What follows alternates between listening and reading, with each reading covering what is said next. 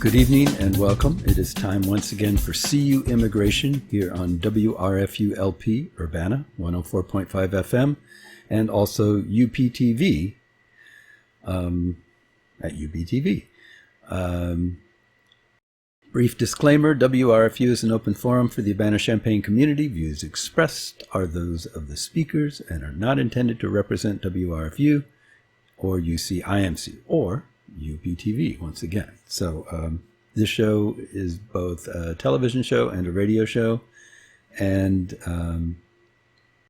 so we have to give our proper introduction for both of those entities. Anyway,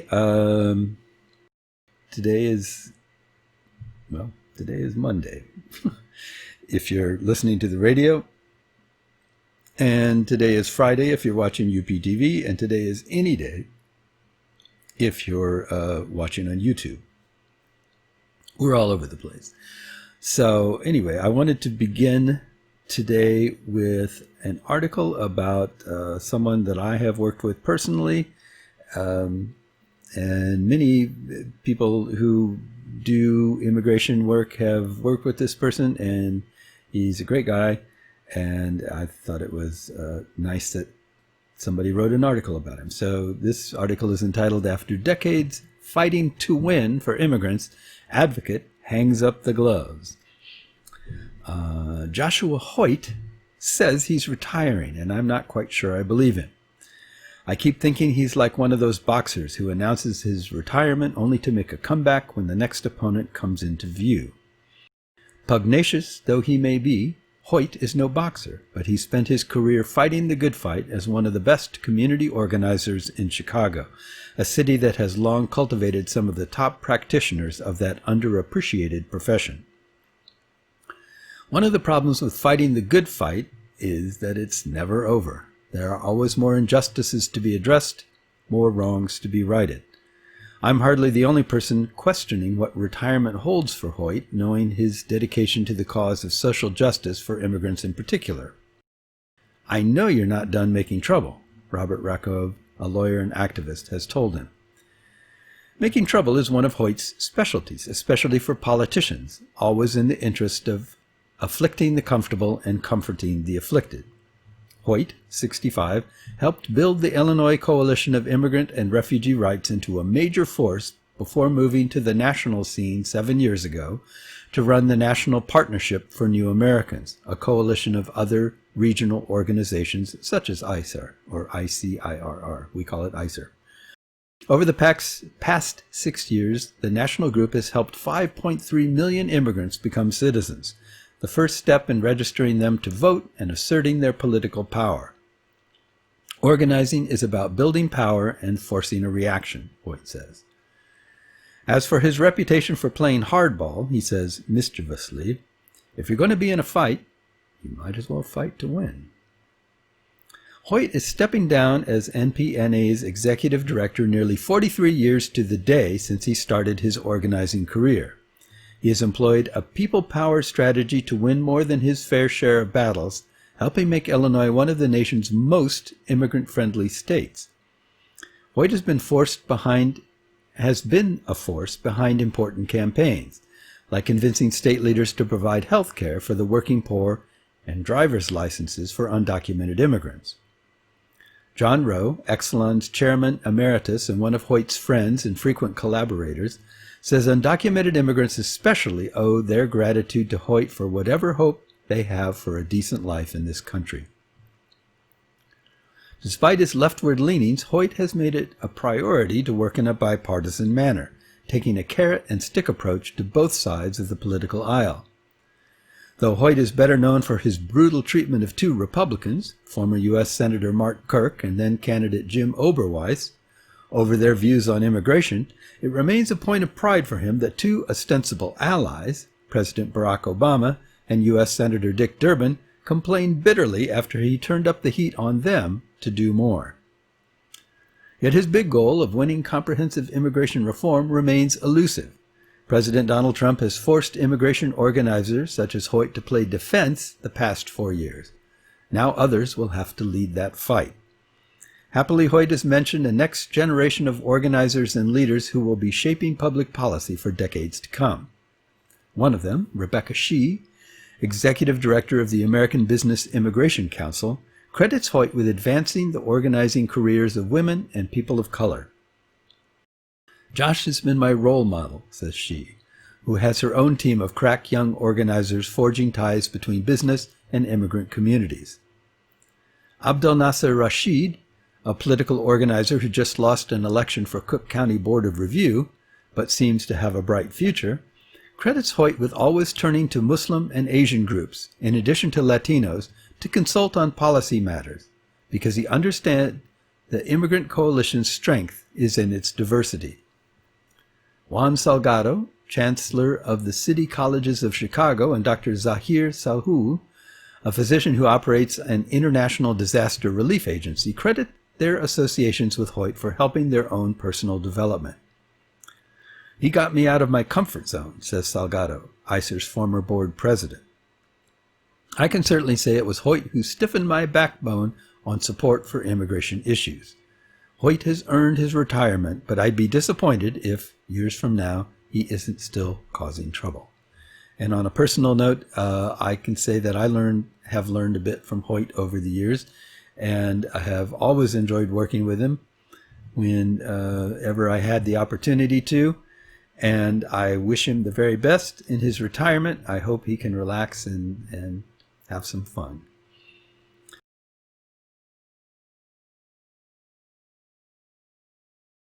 Our next article is entitled America's Immigration Paradox.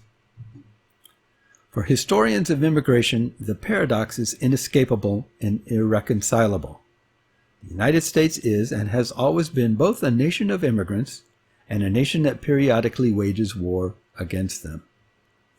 As candidate, and then later President Donald J. Trump, whose grandfather, mother, and first and third wife were immigrants, with the help of immigration advisor Stephen Miller, the great-grandson of immigrants, and Jared Kushner, the grandson of Holocaust survivors, has escalated and opened new fronts in this war.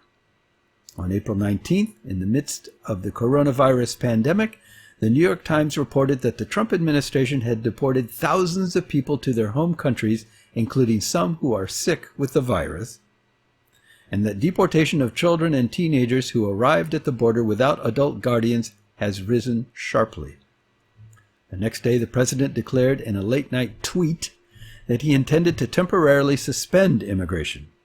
The day after that, he was rebuked by the Wall Street Journal editorial board, which cautioned that such an action would impede economic recovery.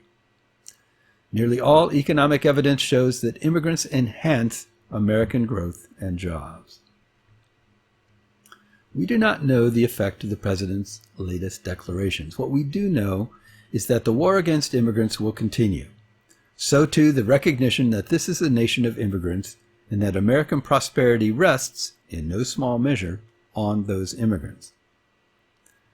Immigration historians are like the blind men in the ancient Indian parable who come upon an elephant. The first man, falling against the animal's side, proclaims that he has found a wall. The second, feeling the tusk, a spear. The third, grabbing the trunk, a snake. The authors of the two books under review approach United States immigration history from very different perspectives and reach very different conclusions. Where Jia Lin Yang, in One Mighty and Irresistible Tide, The Epic Struggle Over American Immigration, 1924 to 1965, focuses on the opening of America's doors in 1965 to those once excluded, Adam Goodman's The Deportation Machine, America's Long History of Expelling Immigrants, describes a nation that has for more than a century discriminated against Mexican immigrants. Yang, a deputy national editor of the Times, opens her account with the Immigration Act of 1924, which affirmed and extended the exclusion of Asians, set national quotas for Europeans, and severely restricted immigration from Southern and Eastern Europe. She then follows the path of the politicians and activists who, over the next 4 decades, campaigned for a non-discriminatory Immigration Act. Her history concludes, triumphantly, with the passage of the 1965 Immigration and Naturalization Act. Because hers is a quasi-morality tale of the victory of tolerant reformers over bigoted obstructionists, Yang detours around the central irony in her historical account, that two of the most significant provisions of the 1965 Act, the opening of doors to Asian immigrants, including her father, and the closing of them through the imposition of quotas to Latin Americans, principally Mexicans, were not part of the reformers' agenda during the 40-year epic struggle that is the subject of her book. The bill that was drafted by the Kennedy administration and resubmitted to Congress by President Johnson gave priority to immigrants based on their skills and training, not their country of origin, as had the 1924 Act. But when Michael Fagan of Ohio, the Democratic chair of the House Immigration Subcommittee, demanded that the percentage of immigrants admitted with special skills be drastically reduced, and that 75% of the visas awarded go instead to support family unification, with spouses, children, and parents of American citizens admitted without limitation, the Johnson administration reluctantly went along. As a result, the 1965 Act was transformative, as Yang notes, but not in the ways its advocates had intended. Those, like Fagan, who supported the family reunification preference, did so because they believed that giving family members a higher preference would help to preserve the country's ethnic status quo. The opposite occurred. In part because of enhanced economic opportunities in Europe, fewer Europeans than Asians applied for and received visas under the family reunification preferences. In 2016, Asian immigrants outnumbered Europeans by nearly 5-1. The second provision of the 1965 Immigration Act that neither Presidents Kennedy and Johnson nor the pro-immigration reformers advocated, but that had to be added to secure its passage, was the imposition of quotas on immigration from the Western Hemisphere. 120,000 in total, with no more than 20,000 admitted from any one country, including Mexico, to control Mexican immigration. Those attempting to cross the border legally were compelled to submit to laborious, expensive, and often humiliating inspections, pay a head tax, satisfy a literacy requirement, and demonstrate that they were not likely to become public charges. The millions of immigrants from the South who, for a variety of reasons, could not satisfy these requirements were subject to deportation. The imposition of quotas in 1965 made it even more difficult for Mexicans to enter the nation legally. Between 1965 and 1985, more than 13 million immigrants were deported, the vast majority of them Mexicans. According to Adam Goodman, from the mid-1970s on, deportations averaged nearly 925,000 per year, or more than 2,500 each day. Unlike Yang, whose gaze is focused on Congress and the writing of our immigration laws, Goodman, a professor at the University of Illinois at Chicago, examines how immigration policies and practices have been shaped as much by those who interpret, administer, execute, and enforce laws as by those who write them. For more than a century, with a dramatic increase after 1965, Border Patrol officers and INS, or Immigration and Naturalization Service, agents, acting as police, prosecutors, judges, and jury, apprehended suspected illegal Mexican immigrants at their workplaces, their neighborhoods, and in their homes. Those who agreed to be voluntarily deported avoided sequestration in detention centers. What's more, they were advised that because there would be no formal record of their deportation, they would not be subject to imprisonment if apprehended trying to cross the border again. The reliance on voluntary deportation saved the INS millions of dollars while keeping ajar the revolving door that allowed Mexicans to cross the border, reunite with their families, and satisfy American employers' insatiable appetites for cheap, unprotected, non-unionized labor. Only in the middle 1990s, after extended court battles, did the INS agree to inform apprehended immigrants of their legal rights to consult a lawyer and request asylum. As a result, immigrants, instead of agreeing to be voluntarily deported, challenged their removal, leaving government officials no choice but to institute formal deportation procedures. The Trump administration has spent millions of additional dollars and instituted new means of apprehending, detaining, and deporting immigrants already in the country. In late February 2020, the Justice Department established a new Office of Denaturalization to facilitate the deportation of naturalized immigrants. In early March, armed immigration and customs enforcement agents were relocated from the border to so-called sanctuary cities to arrest undocumented immigrants. Although these measures may appear extreme, distasteful, and even un-American, they are, Goodman reminds us, a continuation rather than a deviation from past practices. Workplace raids, neighborhood sweeps, harassment, intimidation, the knock on the door by the immigration police, detention, and the ultimate deportation of unwanted immigrants were not born with the current administration. They have been standard practice for more than a century. The authors of these books are agreed on one critical point, that the laws and practices that govern immigration policy are the result of political struggle, for Yang inside, for Goodman outside, the halls of Congress.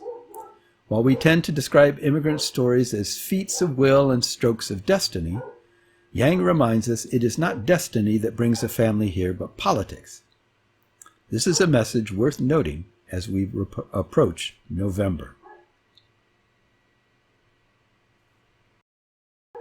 Well, our next article that I thought would be a good one at this point, because we're getting near some sort of decision on this, is entitled, Who Are Immigrant Dreamers and Why is Their Fate Tied to the U.S. Supreme Court? We've discussed this many, many times, but we talk about it so often that I think we might forget that there are listeners who tune in and don't really quite understand much about who these people are or what's going on. So I thought I would toss in this brief explanation for those who would like more information. So the U.S. Supreme Court is expected to rule in the coming weeks on the legality of President Donald Trump's decision to end a program offering work permits and protection from deportation to hundreds of thousands of immigrants brought to the United States illegally as children, often called dreamers. The Republican president moved in 2017 to end the Deferred Action for Childhood Arrivals, or DACA, program put in place by his Democratic predecessor, Barack Obama. Here are some key facts about the program. Obama announced DACA in 2012 after a decade of failed efforts to pass broad immigration legislation in the U.S. Congress, including bills that would have provided a path to citizenship for the Dreamers. The program offered immigrants who came to the United States illegally before age 16 the chance to obtain a work permit and a reprieve from the threat of deportation. To be enrolled in DACA, an applicant cannot have been convicted of a felony or significant misdemeanor and needed to either still be in school, have completed high school, or have served in the U.S. military. The immigrants for whom DACA was devised, Obama said, were raised and educated in the United States, grew up as Americans, and often know little about their countries of origin. The term Dreamers came from the name of legislation known as the DREAM Act, short for Development, Relief, and Education for Alien Minors Act. Who is enrolled in DACA? Well, about 649,000 people are enrolled in DACA, according to the most recent government data from the end of 2019. A total of about 825,600 immigrants have been enrolled in DACA since its inception, with some no longer enrolled. About 90% of the current enrollees were born in Mexico, El Salvador, Guatemala, and Honduras. More than half live in California, Texas, Illinois, New York, and Florida. The average age of DACA enrollees is 26, and there are slightly more women than men, the latest statistics showed. A 2017 analysis of U.S. Census Bureau data by the Washington-based Migration Policy Institute think tank found the top occupation for immigrants in DACA were food preparation and serving, sales, office and administrative support, and construction. DACA enrollees also hold thousands of jobs in the medical field, a point backers have highlighted during the coronavirus pandemic. Some 27,000 DACA enrollees are healthcare workers, including nurses, pharmacists, and home care aides, while nearly 200 are medical students, residents, and physicians. This is what plaintiffs told the Supreme Court, by the way. On September 5th, 2017, then Attorney General Jeff Sessions said the U.S. Justice Department could not legally defend DACA. Sessions, who was the Trump administration's top law enforcement official, concluded that Obama exceeded his constitutional powers by creating the program through executive action, bypassing Congress. Sessions also concluded that DACA encouraged illegal immigration of unaccompanied minors and hurt job prospects for native-born Americans, claims disputed by immigration advocates. Trump's plan to end the program called for a gradual wind-down. A group of states, including California and New York, people enrolled in DACA, and civil rights groups sued to block Trump's plan to end the program, saying his administration failed to follow the proper lawful steps. Lower courts have issued rulings blocking Trump's action.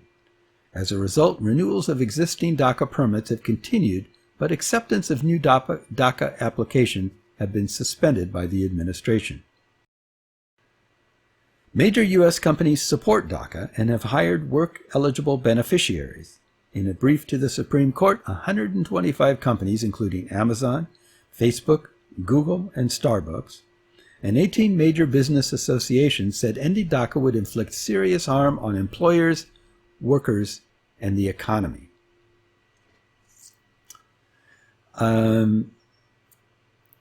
And we have several times on this show had DACA recipients on to talk about their situation. It is definitely a fraught situation and has been all along. In the early days of DACA, when it was being created, CEO Immigration Forum gave workshops to potential DACA recipients who wanted to sign up, and we helped teach them about what they needed to do, what kinds of materials they needed to have to apply, and pretty much how to navigate the process of doing it. And I can remember, as I've said many times before on this program, having people ask me to say, well, there's a lot of information about my family members that they're asking here. Do you think it's safe for me to give this information because it's going to the government? And then the government will have information about potentially undocumented family, well, not potentially, definitely undocumented family members, because these were the children of undocumented persons coming to the U.S. So particularly parents and siblings and things like that.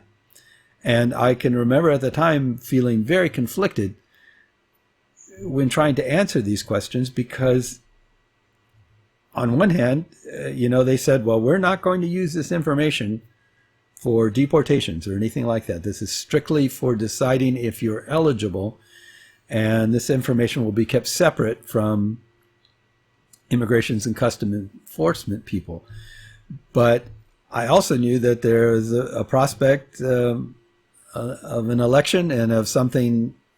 I never dreamed that somebody as bad as Trump would be elected, but that someone who is less welcoming to immigrants could be elected, and that the information could be shared with immigration people and misused, and that certainly seems to be the case right now. And so it was always a gamble. What it has done on the positive side is allowed a lot of people who were leading lives of very just stress and just this sense of not really knowing what their future might hold for them, and not having anything to hold on to and say, well, at least I have this going forward.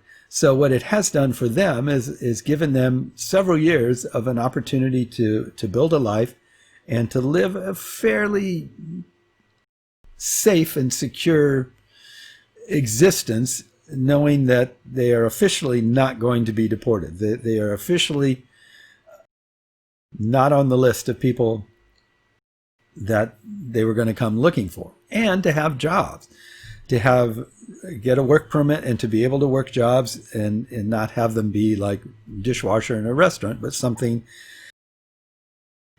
more real and substantial and more in line with their education, with their inclinations, with their interests.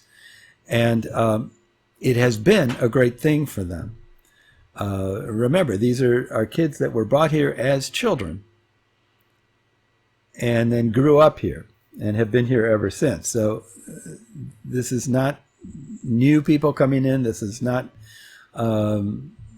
people crossing the border for this. None of those things that have been hinted at or even expressed out loud by people who are not enthusiastic about immigrants is true. These are people who have been here for years and years, have grown up here, spent most of their life in the United States, and this is their country. And so they are simply allowed to continue on the same kinds of paths that everyone who is born here gets to go down, with the exception, of course, of voting and that sort of thing. So it has been a real boon to kids that really should have been protected a long time ago by Congress, but because it suits some. I'm trying very hard as we approach the election. I'm trying harder and harder to avoid what sounds like politicking or getting into politics or like nudging people to vote one way or the other. But there is a certain party of the two main parties that exist who has a more anti-immigrant platform overall, and which contains and seems to welcome sometimes virulently anti-immigrant persons in its midst. Let's just put it that way. And so it is through the effort of once a small group of people in that party, now a much larger group of people in that party, that even such simple commonplace, or I should say commonsensical, not commonplace, commonsensical reforms like the DREAM Act was and still could be, fail to pass. And we can only hope that the 4 years of Trump control, can I put it that way, of Trump pushing us in this direction, and of people seeing that and saying, no, this is not the way we want to be going. We really need to pull back. We really need to rethink some of these things and change the way our country behaves towards its own people and towards people that come here and towards people that we should be calling its own people, but for a technicality, a name not on a list, whatever, they aren't considered our people. But they grew up here and they're Americans in every possible way except for that little notation on the birth certificate. I hope that over the Trump years and seeing the results of that anti-immigrant, that bigoted rhetoric, I hope that people are coming around